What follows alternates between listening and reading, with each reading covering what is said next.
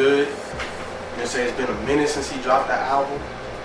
I think the last one was the one with him and Damian Marley, right? That was the last album, so it's been a little bit. Yep. This is actually really dope, and I really enjoyed it from beginning to end. There are a couple tracks on it that I could have did without, like the one with Swiss Beats and Miguel. Yeah. But here's my interesting, well, I don't know if it's interesting to y'all, but this is how I feel about it. Nas's verse murdered it. I feel like if Swiss wasn't on there and they would have chose somebody else from Miguel, I think it would have been better. But I think Nas, on every track, he did what Nas does. And I'm like, yes, this is the Nas I've been waiting for. You know what I'm saying? I did like Distant Relatives, but like Street's Disciple, oh my God. Like after that, I was like, I'm not buying a Nas album anymore. But take that back, because I bought this one. So this is really dope, beginning to end. Nas comes with it lyrically, every track.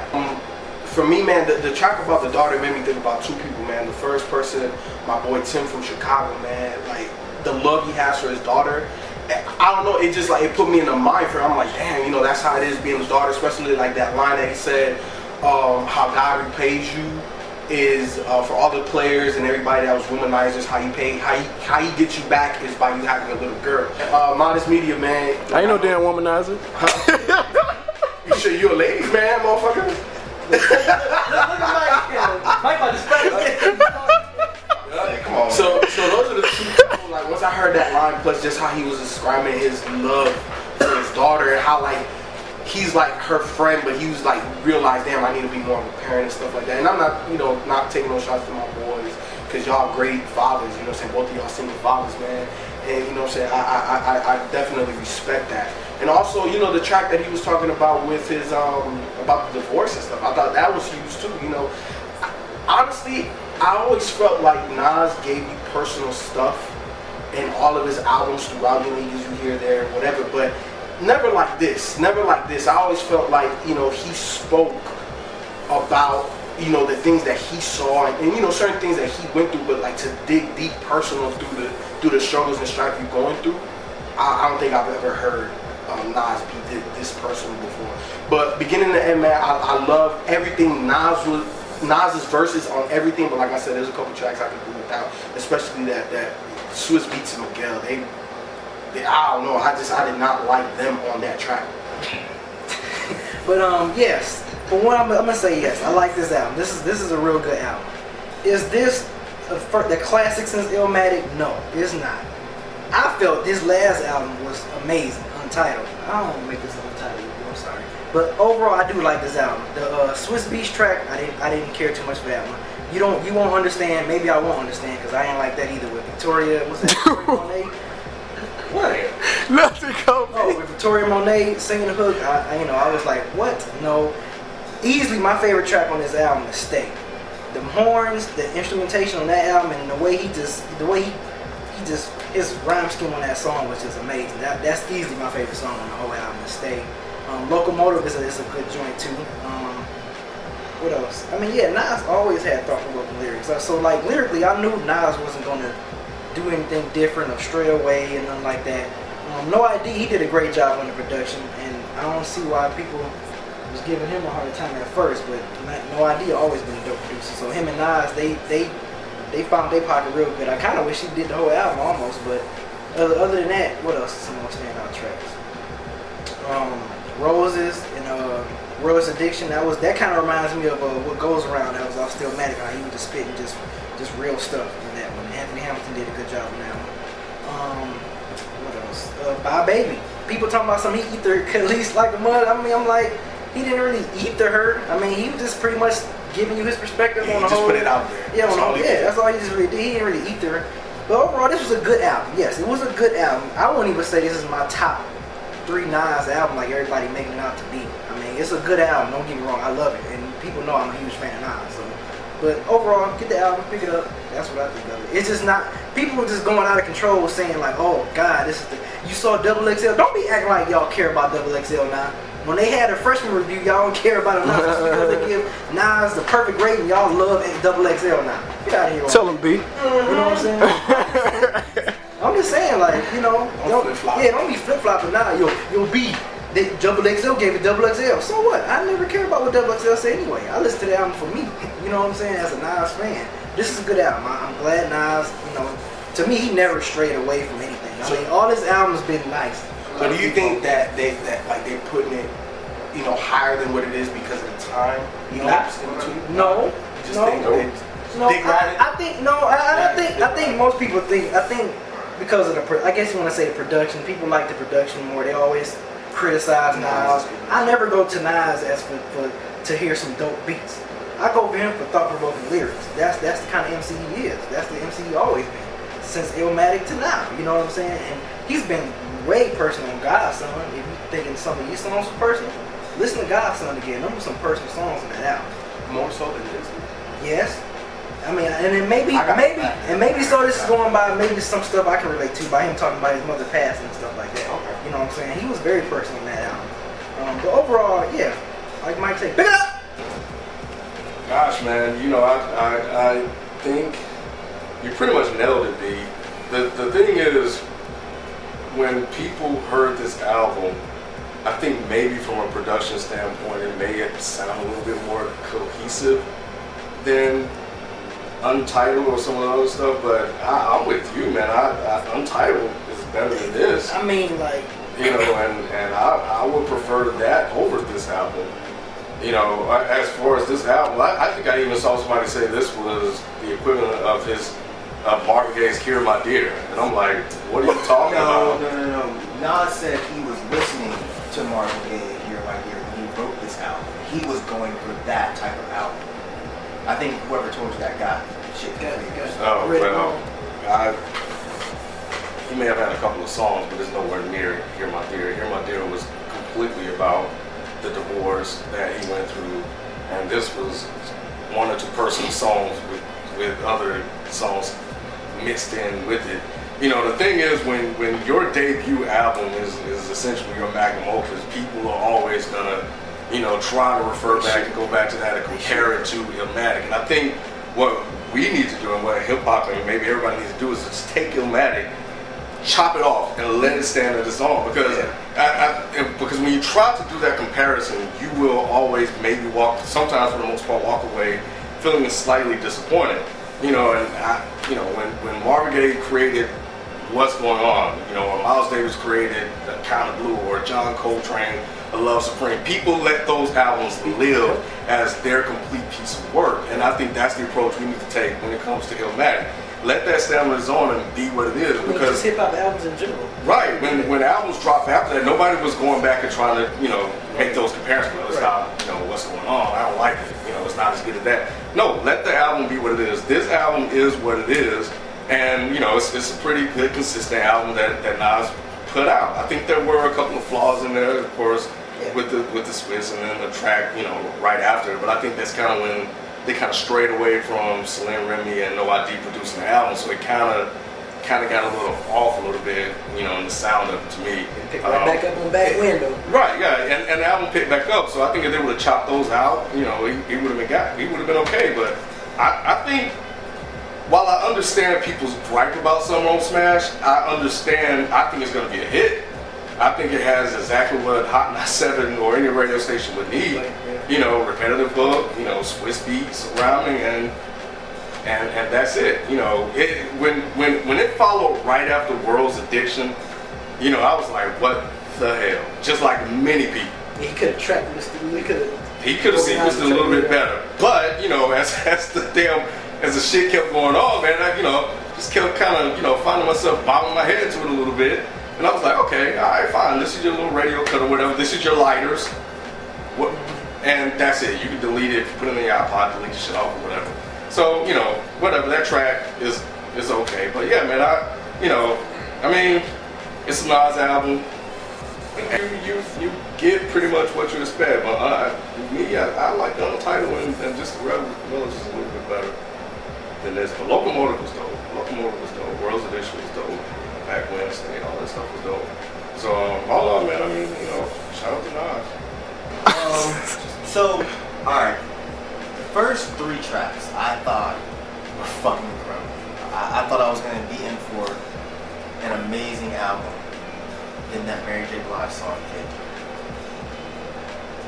That shit was fucking hard. You know what I kept thinking about? Was Crispy chicken. Crispy chicken. Sorry, Mary. Don't be married like that. She didn't. Don't be married like that. I didn't care for that song was horrible. Yep. The hook was horrible. The beat was horrible. The content of the song, of course, Nas. When I look at the songs and I look at the ones that I like and didn't like, it's like I can almost take Nas's rhymes out of it because Nas is always gonna sound good. But when you're talking about a complete project or a complete song, there were songs on this album that I absolutely could not fucking stand.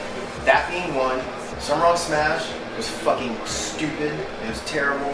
The beat was horrible. You know, Swiss Beats, motherfucker. Don't ever touch a fucking microphone in your entire life. Please, do everyone a fucking favor. Swiss Beats, do beats. You're not Swizz MC. You can't rap. Period. I'm gonna fuck who you're fucking. I'm gonna fuck how much money you got. You can't fucking rap. Stop. And Nas shouldn't even allow that shit. Nas should be like, yeah, no. Like, no, like, Don't do that to yourself. Don't do it. Anyway. Don't do it to my album. You're basically making this song a complete fucking joke. You know, and again, I think Ken's right. I understand he was going for a radio hit, a club hit, which Nas doesn't typically do. And even as a club hit, I don't think that song hit the mark. I think that song is pretty bad. Girls in Addiction was really good, and that's a good way to incorporate a singing hook. Well, exactly. Mary J. Blige didn't hit it. Anthony Hamilton did it. It was songs, but Yeah, he was like, it was passionate. Yeah, but he was Exactly. Yeah, so I didn't get that from Mary. I'm used to when I hear Mary on something, I feel like I'm hearing her crying behind a microphone. Stop, man. Anyway, I'm being done up. Like, typically when I hear Mary singing on something, like, you really feel what she's singing. I didn't feel shit. Mary was singing. She was singing. S-A-N-G-I-N. She was on that crispy chicken. Mike, she was on that crispy chicken. Will you stop with the crispy chicken shit? Anyway, so yeah, no, I think the album went downhill after that, and to me, it didn't really pick back up. You know, I after that Mary J. Blige song, I only found myself really getting interested in a few parts of a few more songs after that. This is definitely better production for Nas, but it didn't connect. None of this album really connected with me. Untitled was unbelievable to me. I didn't have any issue with the production. I had no issue with his rhymes. There were songs on there that were so creative for Nas. Even the first track where you had Jay Electronica produce the piano was great. Yeah. I mean, he kind of did that on this album too. I forget what song it was where he just went in over that piano. Queen Story? No, it wasn't Queen Story. I think it was it Locomotive? No. It was the end of one of those tracks where he just goes I know you're talking. crazy over just the piano. Yeah. All it was piano. Yeah. That shit was unbelievable to me. Yeah. But then you had songs like You Wouldn't Understand. And I agree with you. That song was horrible. It had that weird New Edition beat. Yeah. Yeah, just all. No, that was the Miles. No, that was You Don't Understand. I remember that. I'm like, yeah, he was talking. Yeah, I don't understand that. I don't understand that. I don't know. That was right after Summer on Smash with Anthony Hamilton track. No, it wasn't. Anthony Hamilton was first, then someone smashed, then Okay. You Wouldn't Understand. Well, either way, You Wouldn't Understand was still a. I'm not saying it was, I was talking about the beat. I think that sample. No, that was on You Wouldn't Understand. That song had that stupid New Edition sound beat. That's what I'm saying. So what are you arguing? You guys turned to, when I said that. You said no. Didn't you say no? No, when you said New Edition beat, I was talking about the sample. I was trying to say that. I don't care what the sample. I said it was You said it was a New Edition. I said it was a New Edition sounding beat. Isn't that what I said? That said a New Edition beat. Okay, so when I was just pointing out what the sample I don't was. need you to point out shit. What shit? Point out you do is gonna call it the damn New Edition. I said it was a New Edition sounding beat. Non R&B listener. God damn. Fucking hairy. I heard what you said. Anyway. You didn't like Stain? No. You didn't? I love that. That Marvin Gaye sample. I don't care what sample it was. Those songs, Why you like this nut? those songs didn't jump out to me. me. Yeah, I love And even the Cherry Wine track, that I was actually looking forward to hearing. And Deep Dark Ready with Amy Winehouse. Yeah. This song was You didn't okay. like that? It was okay. I thought that was pretty There were good. no songs on this album aside from The Dawn that I was really like, oh shit, okay, this is one. And that was another thing. I almost feel like he set me up. Because the leaks I heard first, you heard Nasty, then you heard The Dawn and Daughters. Yep. So he let me That Daughters more than that, but I okay, was but I done don't with really care for kids. So, you know. I couldn't relate to it. I could, There's no you know, never mind. But yeah, that song was okay. Nasty, unbelievable. Yeah. I don't know why the fuck it was only on the deluxe Bonus, version. Makes no yeah. sense. Dawn, great track. But then it was like, man, I don't know. Like I expected that. I expected Nas to just come out with like this crazy street album, and I didn't get that. I got like So he booed you with Locomotive, and then all of a sudden, kind of, yeah. Mary J. The second that Mary track hit, I was just like, what the fuck is going on right now?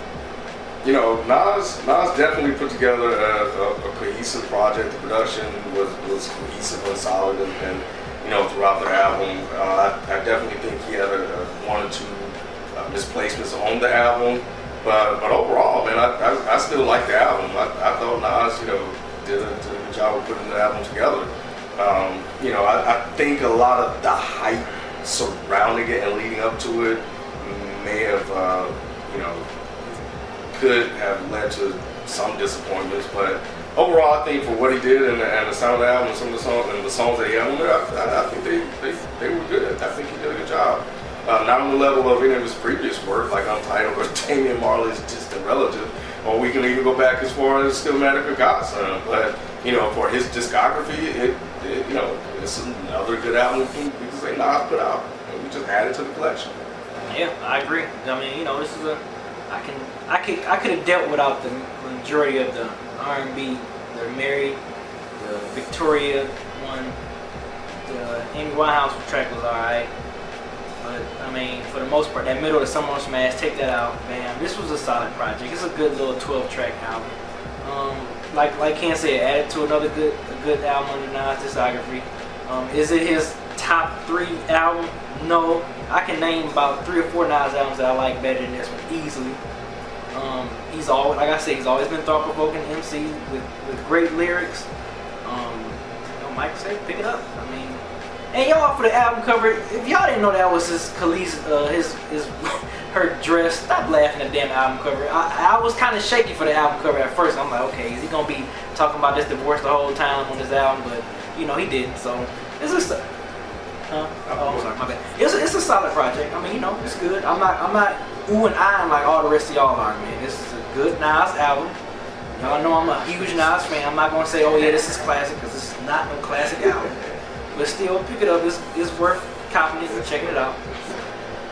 Nas's album. This album, I think, was better than solid. I think it was good to damn near great. Like I said, there's only a couple of tracks. That I could, you know, I would have taken off. But like Mike said, and it was my sentiment exactly. I would not take any Nas verse off this album. I wouldn't take no Nas verse off this album. It was one of the features that a couple of features that was on here that I would have taken off. But man, it's a really good, really good project. If you like Nas, you most likely will like this. You know, 3 out of 4 of us like it. So, you know, I think you would like it too, man. Go download and support your boy. Yeah, I don't know, man. I don't really know what to say about this album, man. I've given it a lot of listens. You know, I like that Nas is aggressive again. I like that he's showing himself as being a versatile MC, but it's just some of the songs that he took a chance on, it didn't work for me. So, and I know I'm 1 of 4, that's fine. But I just, you know, I can't say that I would recommend this album to people that aren't already Nas fans. Like, you know, if you're a Nas fan, yeah, go check it out. You might dig it, but there's a whole lot of his other albums that I'd much rather listen to than this. You know, including Untitled, including, you know, really any of his other albums, with the exception of Nas Thomas. With the exception of that album, I would rather listen to anything but this one. This album just did not connect for me. It didn't have enough songs for me to really walk away saying that was a solid Nas project. It just didn't sound up to par, man. I'm sorry. So again, you know, y'all can say what you want. I could lie and tell you, yeah, man, I think it's great. It's fucking nice. I'm not gonna do that. You can hate me now.